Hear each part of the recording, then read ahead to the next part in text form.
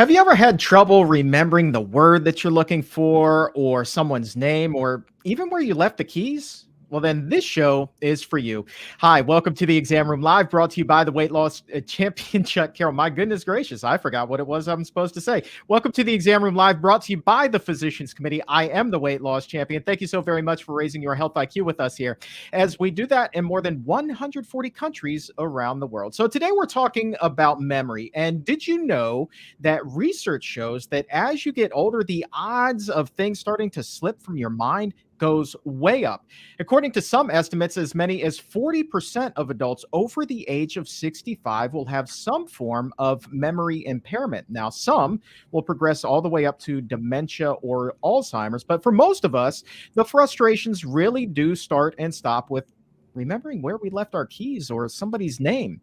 Either way, it is irritating and downright frustrating.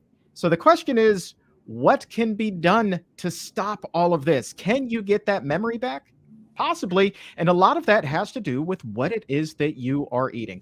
Dr. Neal Barnard is here with us today. He is the author of Your Body in Balance, and he will be sharing the foods that you should be eating right now that can help sharpen your memory. And of course, you're also going to learn the foods that you're going to want to remember not to eat because they may, in fact, make your memory worse. And if there's something that you would like to ask Dr. Barnard, go ahead and post your question right now in the comment or in the chat. We're going to be opening up the doctor's mailbag and getting to as many of your questions as we possibly can here on the show today. You can also send them on social, Twitter, or Instagram. I am at Chuck Carroll, WLC. So let's talk memory right now and welcome in Dr. Neal Barnard. Good to see you again. Good to see you, Chuck. Would you agree with that 40% estimate? I got that from a professor who released some research at UCLA, and 40% to me seems to be about right once you reach that certain age. Well, yes, and it's not the same percentage with each age. So mid-60s, a little bit lower, but once you get to mid-70s and especially mid-80s and beyond, it gets higher. So yeah, it's definitely something where we want to take action. And how closely connected is diet and cognitive impairment or cognitive function? Do they really go hand in hand?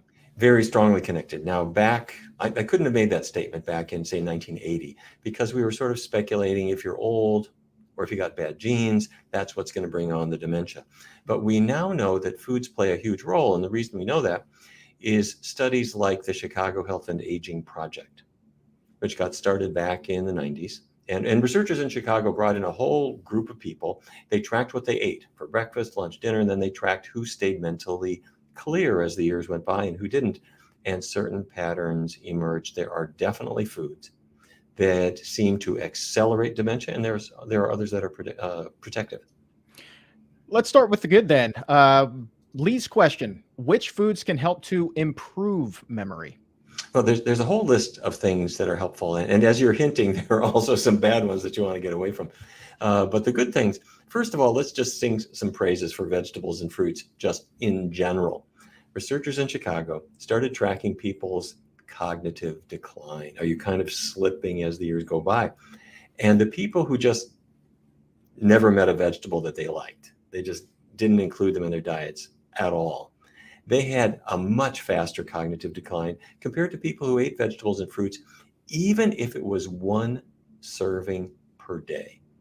What's the difference? The difference, let's say you have a person who's eating about a serving per day.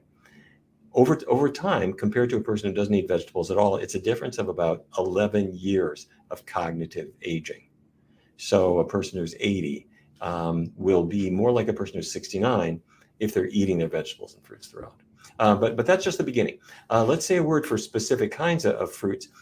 If you look at a blueberry, that dark purple color comes from what are called anthocyanins. This is a whole big group of pigments. It's the same ones that nature brings out in the fall in the colored leaves on the trees. But anthocyanins in a certain form are in blueberries. And they are antioxidants that protect the berry. They appear to protect you too. University of Cincinnati, researchers brought in people who were already up in years. They were already having some memory issues, and they gave them blueberry juice, a cup a day in the morning, a cup later in the day, that kind of thing. And they found significant benefit from that. But it doesn't have to be blueberries. Anything that's got that dark purplish color like grapes, same thing. And one last food to mention, And this is a little bit of a mixed bag. Let's say I have some almonds or some walnuts. They've got vitamin E in them. That vitamin E is a protector, and people in Chicago eating the most vitamin E, not pills, vitamin E rich foods, cut their risk of Alzheimer's in half. Problem, the reason I say it's a little controversial is these are also the fattiest foods we have. And so if people are just overdoing it on the nuts, they're going to gain weight. So my rule of thumb is about an ounce a day. And that gives you a long way toward the vitamin E that's going to protect your brain. Well, let's talk about fatty acids. A lot of people are wondering about omega 3s. The majority of people think omega 3, they think fish, but they want to eat that plant based diet. So, a two-parter then is how important are omega 3s for brain health? And two, what are some good plant based sources? Yeah, great question, Chuck. You do need them, but you do not need fish at all. My favorite source of omega-3 is going to surprise you. It's green leafy vegetables. You send some broccoli to a laboratory and you think there isn't any fat in this, is there?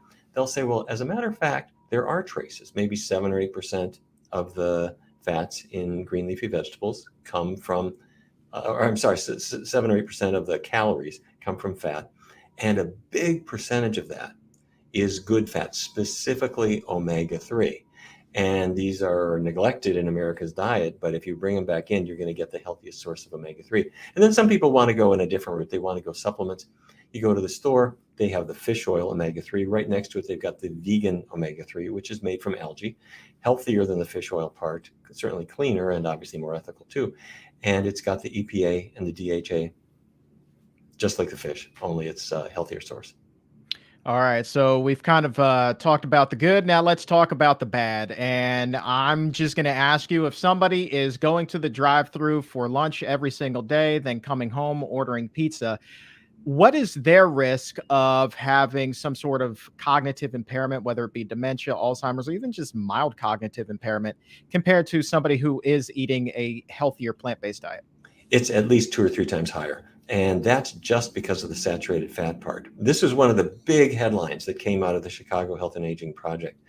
They looked at people who ate a lot of saturated fat. That's the solid fat that's in say bacon grease, for example, or in dairy fat. And the people who tended to avoid that, they just weren't going toward the bacon, they weren't doing the cheese. Those people cut their risk of Alzheimer's by half or to a third what it would otherwise have been. So if you want to avoid one thing, it's avoid things that are high in saturated fat. Number one, that's the dairy group. It's cheese, whole milk, whole yogurt, that kind of thing. And then number two is the meat group. And by the way, when I'm talking about the meat group, even fish, if you get salmon, yeah, it has omega-3, but it has a surprising amount of saturated fat too. It's this real mixed bag that you're better off without. And we have a few people wondering about those healthier plant-based sources of fat. You were talking about nuts earlier, and avocados have been raised a time or two now in the chat as well. Just for the newbies out there, how does their fat compare to the fat from a cheeseburger in terms of, total fat and saturated fat? Okay, the total fat in most plants, there's very little of any kind of fat, really. I'm talking about beans, vegetables, fruits, whole grains. But the exceptions are exactly what you mentioned. The nuts, the seeds, the avocado, and the guacamole, and so forth. Now, their saving grace is that it's a much healthier kind of fat, meaning much, much lower in the bad fat, in the saturated fat, much lower. Even so, if a person's trying to trim their waistline, you don't want it to be a big guac fest, because even though you're not getting so much saturated fat, you're still getting the calories, which are concentrated in any kind of fat. All right, let's take a question here from Lisa at 1219. She's wondering, what about coconut products? It's in all sorts of vegan products, but it has a ton of saturated fat. So what's the stance there? You got it, exactly. Coconut fat is marketed like crazy. Same with palm fat or palm oil. It's heavily, heavily marketed, but you are exactly right. It's very high in saturated fat, says so right on the label, and it'll do probably two things. Number one is it will raise your cholesterol. People may think, oh no, it's natural. It doesn't. It will, believe it. Saturated fat, even from coconuts, yes, it will raise your cholesterol. Same with palm oil. And it is very likely also linked to Alzheimer's, just like pork fat.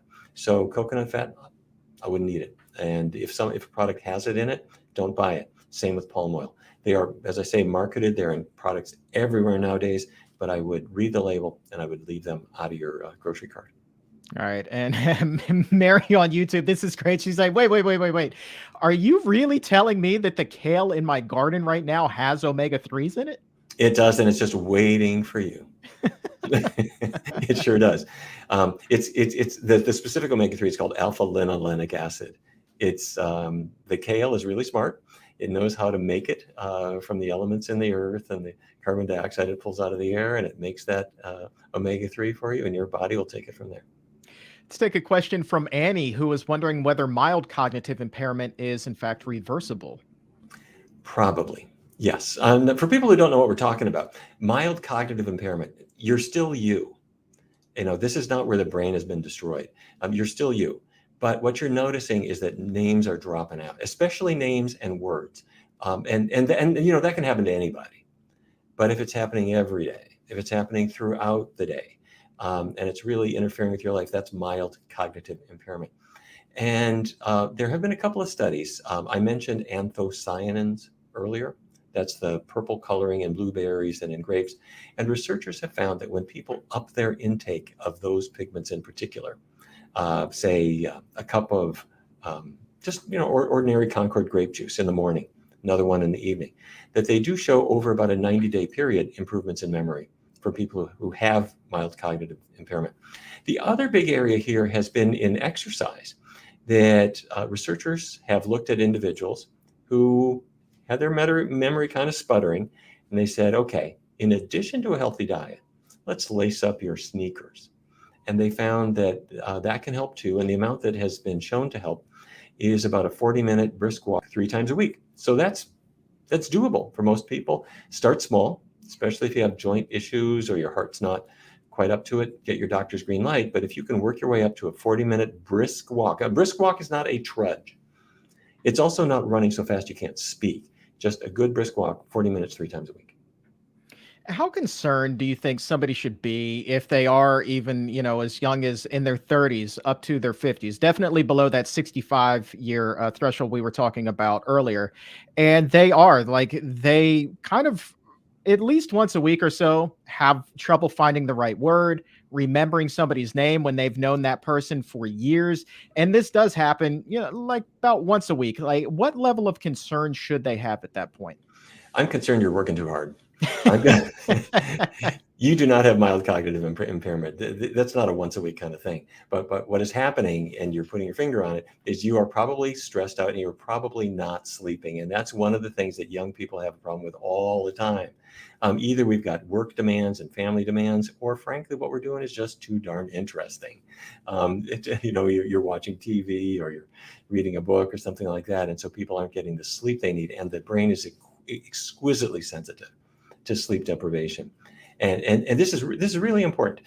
At the beginning of the night, you lie down and your brain has some jobs that it has to do at night. One is it has to sort out the things that have occurred to you during the day.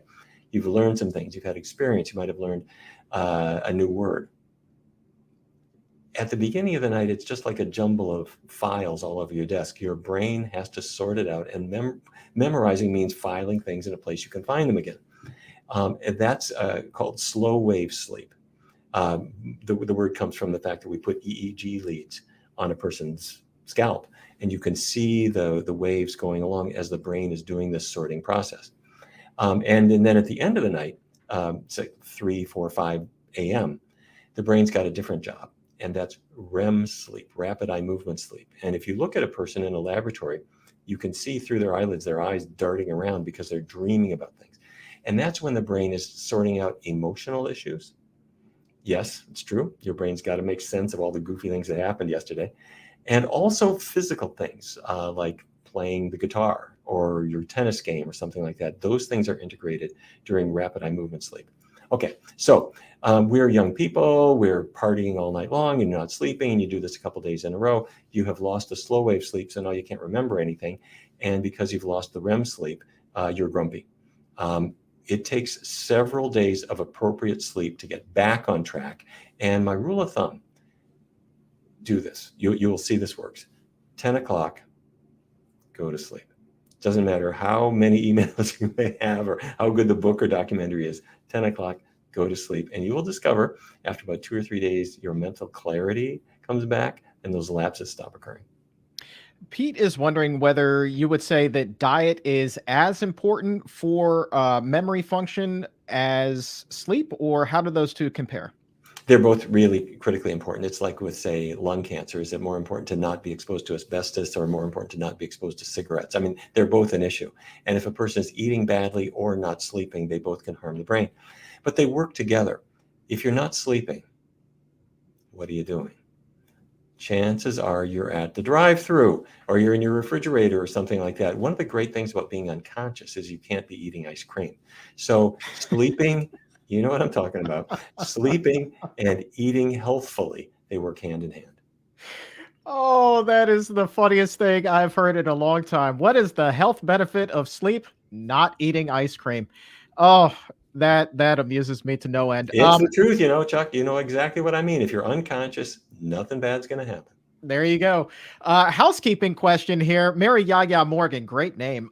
She's like, okay, so you said that kale's got omega-3s, but what about collard greens? Yeah, the whole family of green leafy vegetables will do so. And you picked collards, kale, broccoli, cauliflower. They're all in the cruciferous family, which has not just the omega-3s, but lots of other good things in them, including cancer fighters. They have deeply colored pigments that protect the retina against macular degeneration. So it's really good to find a way to make greens part of your life. Some people like me even include them in their breakfast. Sounds funny, but what you'll discover is if you kind of get into this groove of making sure they're part of your life, you'll enjoy them. Quick tip, if greens just seem kind of bitter, don't want to have them, add some seasoned rice vinegar, balsamic vinegar, a little bit of Bragg's aminos. I don't know if you've seen these at the health food store right next to the soy sauce. Spray on some Bragg's, or even just open up a lemon and dribble it on there. The slight bitterness of the green vegetables adds to the sourness of the lemon, and they cancel each other out, and it becomes kind of a sweet thing that you will come to love. Look at that. Look at that. That is kitchen science right there. Yep. Okay. It works. It works. Trust me. You'll see. Uh, And if you don't have greens in your routine, you'll think, where are they? This is not a meal anymore. You want to have them. I'm going to try that. I'm putting that one to the test this week for sure. No doubt about it. So we're talking about keeping fat low and that being important for memory function, which brings oil into the equation. And Pete has a great question, sent this one from YouTube at 1222. He said, why is sunflower oil not good for us, but sunflower seeds are? Well, the seed has a little bit of oil, but it has a whole lot of other things in it too. It has some complex carbohydrates, it has some protein, and it's got a whole lot of fiber. So this is true with anything. You take, you can eat an olive or 2 olives or 3 or 4 or 5, but if you have olive oil, that was a whole lot of olives where they pressed out the oil and they threw away everything else, all the pulp, all the fiber, all the nutrients. And so you're better off with the whole package if you can include that in your routine. And one more about omega-3s and the cooking process. When you're cooking the foods, if you're cooking those collard greens, are you cooking the omega-3s right out of them, or do they retain throughout the cooking process? They'll still be there. Your senses are right that it's useful to have some raw vegetables too in your routine. And we used to be a little bit worried about this actually with the cruciferous vegetables. We thought, gee, if they're raw, they could be harmful. Probably not. They're probably okay either way. So some raw, some cooked. All to the good. All right, let's take the memory conversation now a step further and take a question from Krista, who was wondering, why is it that Alzheimer's disease is called type 3 diabetes? Type 3 diabetes, for people who don't know what we're talking about, type 1 means this is the diabetes that typically arises in children or young adults where the pancreas, which makes insulin, has stopped making insulin. The insulin producing cells are gone. And so a person has type 1 diabetes, no insulin. Type 2 means your body's making insulin, but your cells are resistant to it. And that insulin resistance leads to type 2 diabetes. Your blood sugar rises because the insulin's not doing its job. Type 3 is kind of a made up term, but people are using it to say, well, in Alzheimer's disease, there's a problem with blood sugar control too, and that's that now the cells of the brain seem to be resistant to insulin. Just like in type 2, it's the muscle cells and the liver cells that are not responding appropriately. So that's what they're talking about. And this is an area of active research here, but it really means that one of the contributors or one of the signs that's going along with Alzheimer's disease may be a disruption of sugar control within the brain. So stay tuned. And Hamari is wondering what percentage, in your estimation, of Alzheimer's cases are preventable? What a great question. We can't give a precise answer, but let me give you some things that you could put into the equation. Way back when researchers realized that there are certain genes that can increase the risk of Alzheimer's, we got really bad news that the ApoE epsilon 4 gene, or ApoE epsilon 4 allele, to be more technical, if you got it from one parent, your risk of Alzheimer's was tripled. If you got it from mom and dad, your risk of developing Alzheimer's was about 10 times higher compared to other people, or maybe even 15. So that gave us kind of a death sentence. We thought, all right, there's nothing I can do. Researchers went further, though, and they started to notice that even with people who have genetic risk, lifestyle factors seem to make a difference. And the biggest lifestyle factor is food. Okay, so let's go back to Chicago, which I was mentioning earlier. They noticed that the people who were eating a really low saturated fat diet, that's the non-dairy, non-meat diet, or as close to it as you can get. I mentioned earlier that they were cutting their risk in half or less, maybe to about a third of what it would otherwise be, just from that one step alone. Let's say we also avoid trans fats.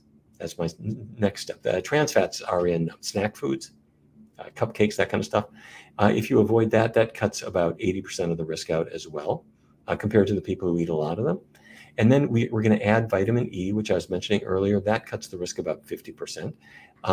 And let's say I exercise. If I put all these things together, my guess is that our risk of developing Alzheimer's is cut to probably maybe about 80%, either prevented or greatly delayed. And I am going to suggest that that may even be independent of genetic risk that a person has. Now, we need much more research to make sure that this gets put to the good test, but all of the epidemiologic studies would suggest probably something in that percentage range. 80%, that is, as they would say, statistically significant. You think about playing the lottery, anybody would go out and buy a lottery ticket if they had an 80% chance of winning. So as far as I'm concerned, I hear that 80% and I'm doing everything in my power to make sure that I'm hitting all 80% of that 80%, you know? Well, Chuck, absolutely. And if you ever had a parent, a grandparent, a friend, somebody else you knew who developed Alzheimer's disease, I mean, they lose everything that ever mattered to them. And there are all kinds of other things that people have added to the mix. There was a fascinating study in Canada where they were looking now not at diet and not at physical exercise. They were looking at what I'm going to call intellectual exercise. But the way they quantified it was, how many languages do you speak? In Canada, there are people who speak one language. There are people who speak two. There are people who speak three, even four. But a fair number of people are bilingual, English, French. And they then tracked people and looked at how they did as time went on. And just speaking two languages as opposed to one would delay cognitive decline by about 5 years just for that alone. So you think, okay, wait a minute, note to self, eat healthfully, lace up my sneakers, get my sort of the linguistic neurology working in my brain. All of these things will help. I don't think anything is perfect, and bad things can happen no matter what, but we want to get all the protections in our corner that we possibly can. All right, let's switch gears here, go back to regular brain health here. Mimi is wondering about eggs and brain health. Specifically, she mentioned that she was told that eggs have a lot of choline in there. Choline, apparently good for memory. Is that accurate? Well, choline is needed. There's a neurotransmitter called acetylcholine, and it's one of many neurotransmitters in the brain, and choline goes into it, and eggs do have choline. However, eggs also have a lot of saturated fat, the very thing that we were indicting earlier. If you have 2 eggs, you get more than 3 grams of saturated fat on your plate. So if you want a source of choline, have vegetables, have fruits, have beans. They will give you choline without that bad bath. And you talked a lot about menopause in your book, Your Body in Balance. And Karen has an interesting question at 1226, if we can pull that up. She's wondering, what about your memory when you're going through menopause? Is there anything that she could be eating, anything she could be doing to help alleviate those concerns? Oh, great question.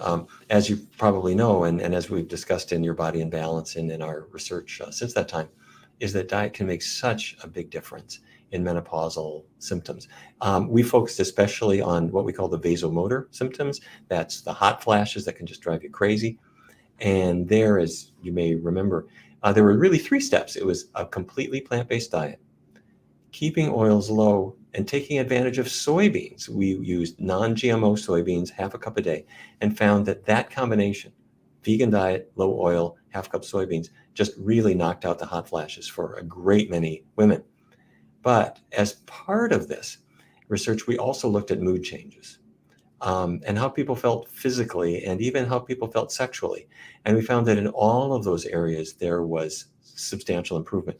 Now, menopause is, people call it sort of a passage, and it really is. And that means that kind of no matter what you do, things are sooner or later going to get better. But what we have also found is that when people are on this healthy diet that I'm describing, a lot of that roller coaster just gets smoothed out in a really good way. Comment from Caprice 1234, 80%. Wow, we have control. Yeah, man, that's what the show is about. It's about raising the health IQ and feeling empowered. So excellent. Glad you're picking up what we're putting down. Interesting question here from Brian.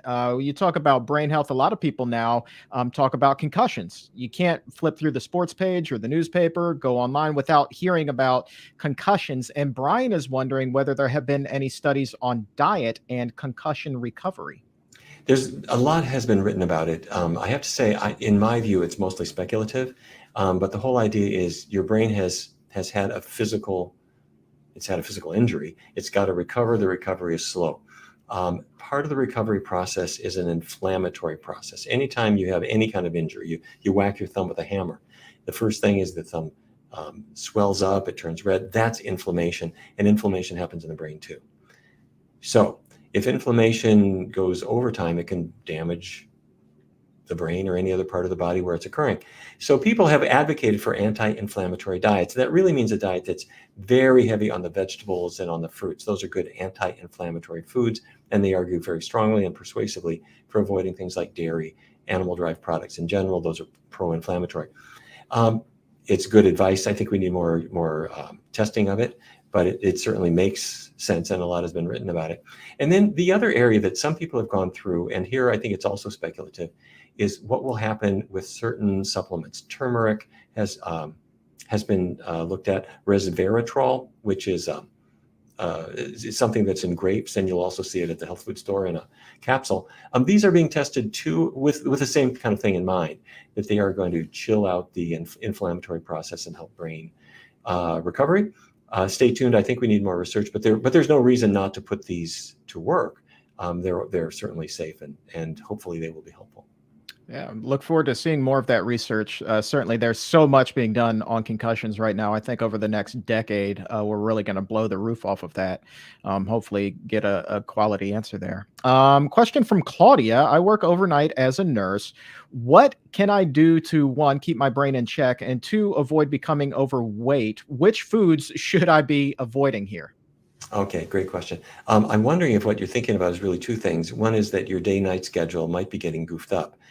If sometimes you're working during the day and then other times you're working at night, it's much harder than if you're consistent nights or consistent days. Your body needs to be able to get that good night's sleep, or if you're a night worker, a good day's sleep. And without it, you're just not going to be yourself. That's the first thing. The second thing is you're trapped at work. It's the middle of the night and the cafeteria is closed, or the snack machine is right there. And so a lot of the problem that we have with shift workers is that the availability of foods tends to lean toward the really unhealthy choices. So the best thing to do, needless to say, is to bring something with you. And that means really planning ahead and having it ready. And it really should be something without animal products. So vegetables and fruits and whole grains and beans, they are your friends. And so if that means that you're going to have a simple vegan lasagna that you're bringing with you in a Pyrex bowl and you zap it in the microwave at work, fair enough. Or if it's a hummus sandwich or a stir fry or whatever it is, make a little bit of extra during the day. You can portion it out and bring it with you at night. But bringing foods with you will save your life an awful lot of times. We were talking about blueberries earlier in the show. Christy is wondering whether wild blueberries would be a healthier option than traditional. They both seem to be fine. It's funny, when this research was done, exactly what you'd think. You think it's got to be organic, it's got to whatever. Maybe so. Theoretically, there are advantages to something that is made without pesticides. But the studies that have been done, particularly the ones that were published in the University of Cincinnati and made quite a lot of press, they used sort of ordinary Concord grape juice, the kind that would be on the shelf, as Welch's brand grape juice, that kind of stuff, which I don't believe is organic, but it seemed to do the trick. And that's because it's not the traces of pesticides that were the issue. It was presumably that big dose of anthocyanin, which is what makes it purple, and that's there regardless of how it was raised, and that seems to be protective to the brain. I want to say hi to Rochelle, who's watching right now, as well as Sherry J, who's watching. And Randy, thank you guys so very much for being some of the exam roomies who are tuned in today.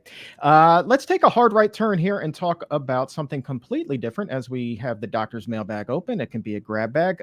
Question from Barbara, wondering whether a vegan diet can help with lupus. Very well, yes, very likely. Lupus is an autoimmune condition, like many others, like rheumatoid arthritis or many thyroid diseases, and many other conditions as well. And a lot of people have discovered when they change their diet, their lupus improves. And what we believe is happening is that certain foods, the proteins in these foods, are mistaken by your body for an invader. Your body will recognize, say, a virus, and it makes antibodies to kill the virus. Well, let's say your body happens to come upon dairy protein from a cheese sandwich that you ate. The body says, what's that protein? Could that be a virus? It makes an antibody to try to knock it out. And those antibodies are still circulating in your blood. And then they can hit your various body parts and cause an inflammatory reaction there. And that's what we're seeing with lupus. So when people get away from dairy, is probably the number one offender, but there are others too. When they get away from them, in many cases, they do better. This was Venus Williams' issue. It wasn't lupus, but it was Sjogren's syndrome, also autoimmune. And she changed her diet and she got her game back.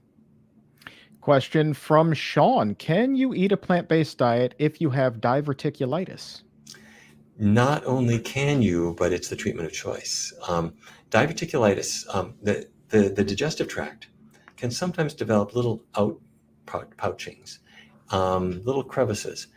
And the old way of thinking, the kind of 1950s thing, said, well, don't eat anything that could get caught in there. So they would caution patients, don't eat seeds or nuts because they'll get caught in those little crevices. There was never any proof of that at all. It sounded like good advice, but it meant that people then were avoiding high fiber foods and their diverticulosis didn't get better. Diverticulosis means you have the outpouchings. If they get infected, that's diverticulitis. The itis means it's inflamed. And so we now recognize that people need to be on high fiber diets, and the fiber king is the bean. And right behind it is vegetables and fruits and whole grains. And the more those are part of your diet, the more the diverticula can heal and are less likely to come back. All right. I want to say hi to Mona as well, who's hanging out, asking questions today in the chat room. Grab a couple of more before we wrap things up. How about one from Terry, wondering what the connection is between Candida and diet? For people who don't know what we're talking about, Candida, it's a yeast infection, really, but it can occur in the mouth, it can occur in your throat, it can be a vaginal infection. And people have, since probably the 1980s, been looking at how foods might play a role. Still somewhat speculative if you ask me, but the foods that they have really put their fingers on are sugary foods, also alcohol, also dairy. And these kind of overlap. You don't think of dairy as a sugary food, but the number one nutrient in a glass of milk is milk sugar, lactose sugar. So for many people, leaving those things aside, their Candida often improves. We have somebody in the chat room right now interested in exploring a plant-based diet, wondering if that could help with their hypertension. And I'll add to that, given the fact that we're talking a lot about memory today, is there any connection between hypertension and cognitive performance? Oh my goodness. First of all, I'm sorry you're dealing with hypertension, and your instinct is exactly right. A plant-based diet is where you want to go. First of all, hypertension, high blood pressure, is really destructive to the body in general. It's rough on the heart, it's rough on the kidneys, and it's rough on the brain. As you can imagine, it increases the risk of stroke, but it's just harming the blood vessels day by day by day to have all that pressure in them. You want to bring it down. So, first of all, measure your blood pressure, follow your doctor's advice. If your doctor puts you on medications, take them. You don't want to fool around with this. But in addition to that, you want to be on a really healthy diet. I'll tell you what that is. And as time goes on, your doctor may decide, gee, I guess you don't need these medications anymore. That can happen. But so follow your doctor's advice. But here's the diet. The diet is a plant-based diet. Why? Because a plant-based diet does not have any animal fat in it. How could that matter? Animal fat, cheese fat, pork fat, beef fat, makes your blood more viscous, more thick, more like oil, less like water. And if your blood is thick, it's harder it doesn't flow as easily through your arteries and veins, and it takes more effort for your heart to push it along. Your blood pressure goes up. So plant-based diet reduces blood viscosity. Secondly, plants don't have much sodium. When green beans come out of the ground, they just don't carry a lot of sodium with them. That's not their thing. Sodium is a big part of cheese.